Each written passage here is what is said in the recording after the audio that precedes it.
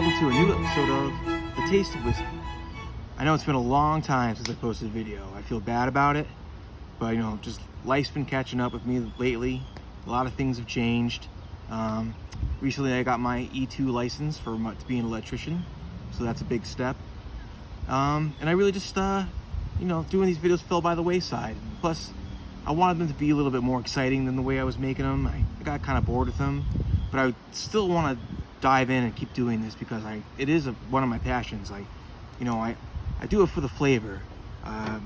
But as I mentioned before, I don't just collect whiskey.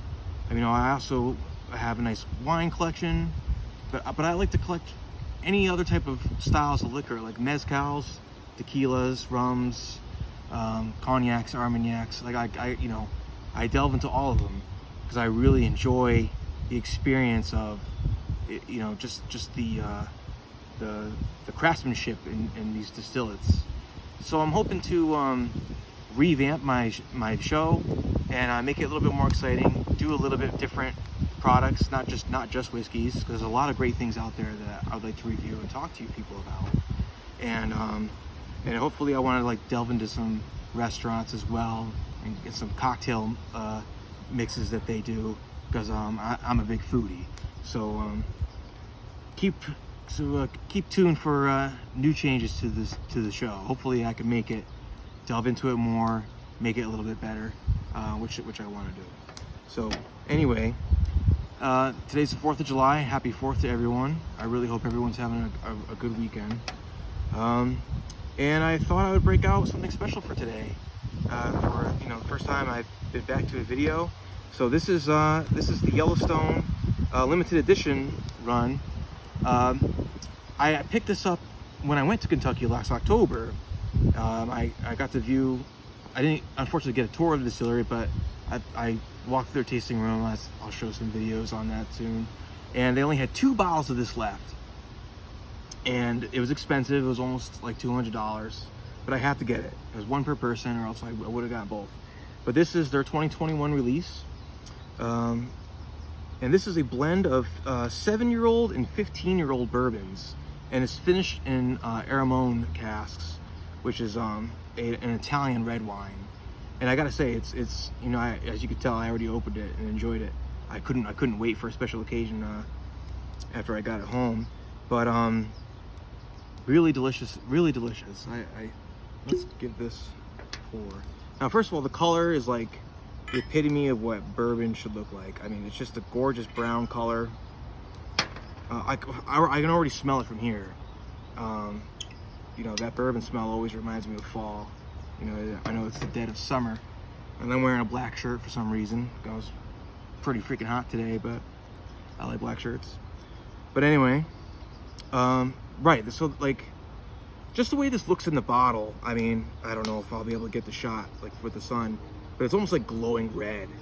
And I would like to believe that's from the red wine cask that it was sitting in. It just has this reddish hue to it, and so it's just a gorgeous looking whiskey. But as it should be for something with so much age, 15 to 7 years. I wouldn't expect a pale color. This has a really nice dark amber color. Almost kind of looks like maple syrup. The aroma on this is just incredible. It has everything that I like to find in my bourbons. That that dark brown sugar, just those hard candy notes, and there's really this berry note that jumps out. It's probably from the wine. It's just nice and fruity. Like a bowl of like red berries or blueberries, raspberries and stuff like that. Like a very nice berry note to it.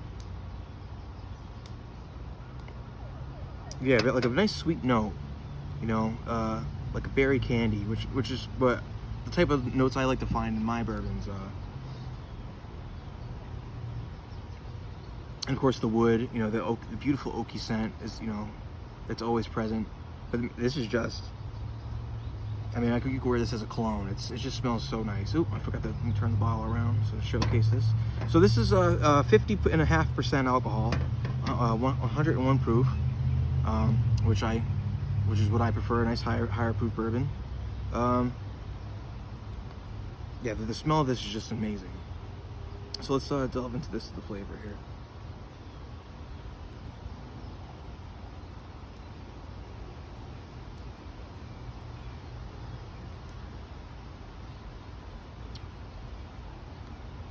Oh yeah.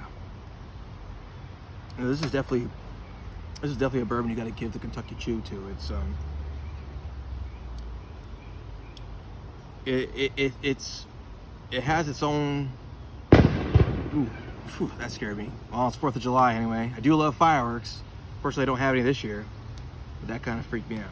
All right. Well, anyway, so yeah, the taste is like that firework. It's explosive. I mean, to put it bluntly, there's so much flavor in this.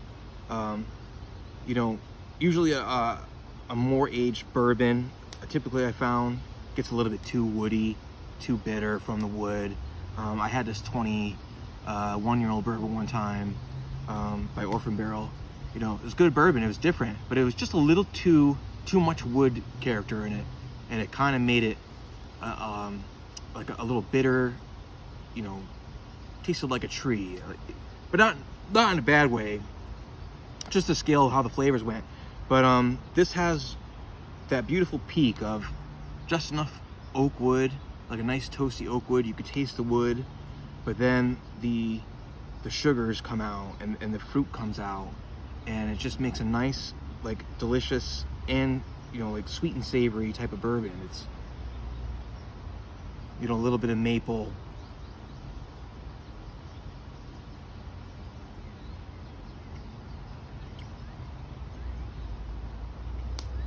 Yeah, that's very nice. And for 101 proof, it's so drinkable. It doesn't burn at all. It's very smooth, and the flavor just lasts. Like, after you swallow it, it just sticks to your tongue, sticks to your mouth. Those are the type of things that I like to see in a good bourbon. You know, something non-chill filtered, something that still has like the fatty acids in it, because it just really makes a richer, thicker, long finished bourbon. And you know, this is, again, a special edition. They come out with these series once a year in limited batches. This is the 2021. Hopefully I get the 2022 edition if possible. Maybe I'll have to take another trip, or if I could find it somewhere else, I'd probably grab it, because it's, you know, this is definitely a bourbon you take out on special occasions, because it's just so rich, and it's just got a lot going on for it, and it's very hard to get. So it's you know, it's definitely something, a good sipper to keep in store for your very special friends that come over. I can't recall right away like what town it was in, but I believe the distillery is actually called the Limestone Branch. Oh, it's right here on the bottle. Bottled by Limestone Branch Distillery. Oh, Lebanon, Kentucky. That's right. I drove like 3 hours away from my campsite there to go check out distilleries, and this was like 3 hours away from me. So I mean, I drove pretty much all the way around Kentucky to picking up bourbons, and I picked up a lot. But yeah, this one's definitely a knockout. If I may read the label on the side of this bottle, it says, Yellowstone has been one of Kentucky's favorite whiskeys since 1872. The Mellow Mash name has always been a Yellowstone exclusive, identifying only the very smoothest bourbon to bear the Yellowstone name. Today, we honor the tradition with our celebrated annual release of limited edition straight bourbon. For 2021, we offer a delicately balanced blend of 15-year-old and 7-year age bourbons, finished in Amarone barrels. Thoughtfully crafted in limited quantities for our most discerning drinkers. From our hearts to fill your glass. You know, hats off to them. I mean, this bourbon's great. And I've had their other Yellowstone products that are more regularly available, and they're very good too. I've had them at a few whiskey tasting events. Very good distillers. Their bourbons are good. This stuff is top notch. Thank you for joining me on this episode of The Taste of Whiskey. Again, I hope to change the video up. I might change the name. And in case anyone never got it, that the name of this show was actually an homage to Seinfeld in the episode of The Place to Be. It's like one of those weird names, but you know, I thought it was funny. But so please stay tuned for my adventures in reviews and video making. And I really hope you all have a nice, safe, and happy 4th of July. Cheers to you.